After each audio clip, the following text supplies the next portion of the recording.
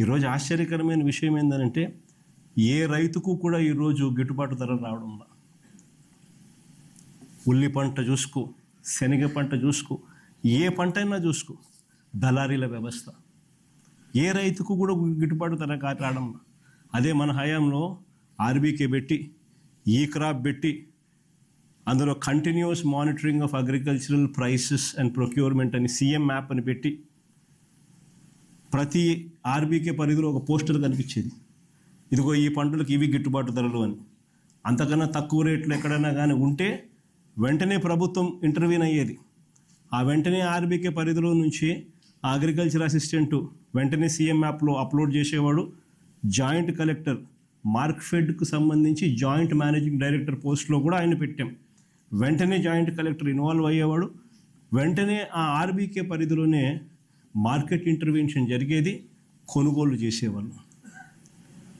ఆ రకంగా 7,800 కోట్లు మనం ఖర్చు చేసి ప్రతి పంటకు గిట్టుబాటు ధరలు ఇచ్చిన పరిస్థితి నుంచి ఈరోజు రైతులకు ఏ పంటకు గిట్టుబాటు ధరలు రాని పరిస్థితి.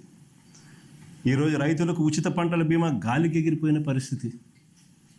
రైతులకు కరువు వచ్చినా, తుఫాన్లు వచ్చినా, ఇంకోటి వచ్చినా ఆదుకునే నాతుడు లేడు. వాళ్ళ కర్మ అంతే అన్న పరిస్థితి, వదిలేసిన పరిస్థితి.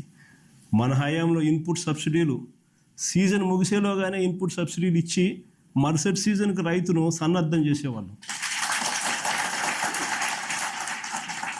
ఈరోజు వ్యవసాయం పరిస్థితి అట్లుంటే ఈరోజు విద్యకు వచ్చేసరికి ఇంకా దారుణమైన పరిస్థితులు కనిపిస్తాయి.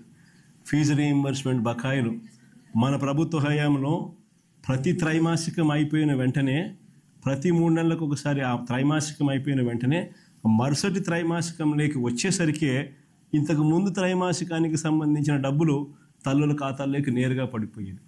ఫీజు రీయింబర్స్మెంట్ కింద విద్యా దీవెన, వసతి దీవెన ఈ 2 కూడా క్రమం తప్పకుండా ఇచ్చేవాళ్ళం మన ప్రభుత్వ హయాంలో.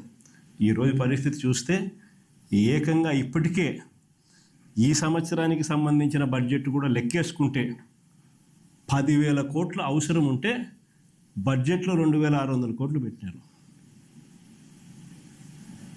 అది ఎంత ఇస్తారో తెలీదు. పిల్లలకు ఈరోజు చదువులు మానేస్తూ ఉన్న పరిస్థితులు.